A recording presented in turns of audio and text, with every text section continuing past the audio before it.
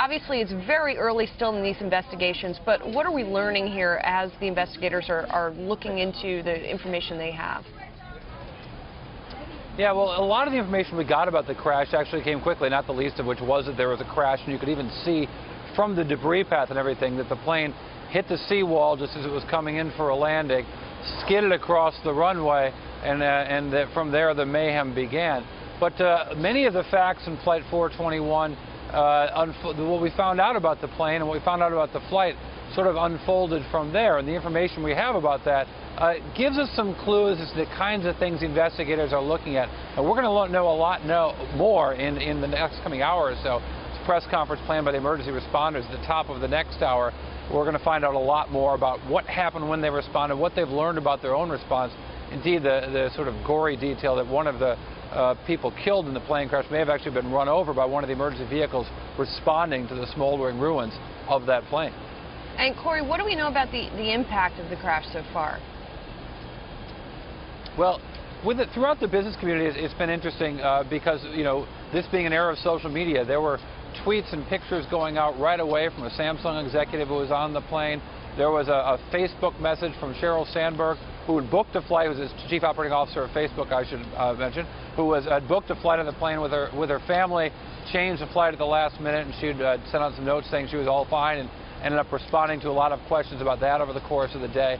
So that sort of changed the way I think the people experience this terrifying event. And frankly, it's just an amazing thing.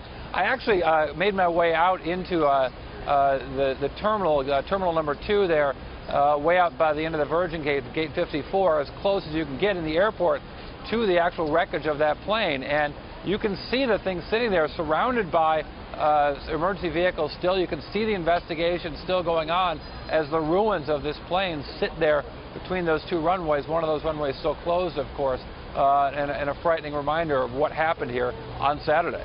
And Corey, of course, as the investigators are looking into what happened here, they're focusing on the 2 men who were piloting the plane, 2 South Korean men who were piloting the plane. It seems as though, as details emerge here, that their experience levels were quite different. Well, indeed.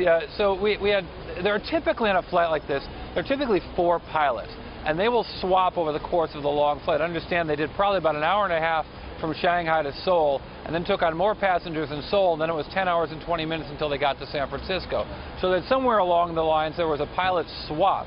The 2 pilots that were flying, one had a lot of experience, well, both had a lot of experience. One had a lot of experience also flying this 777 plane from Boeing. The other one had almost no experience on the 777, just 42 hours, including this flight. And it sounds like he was actually the guy who was bringing this plane in for a landing.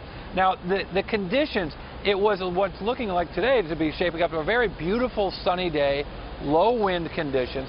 The tower actually instructed pilots that they could use their visual guidance to actually look at where they were flying into to land this plane and did not have to rely only on instruments.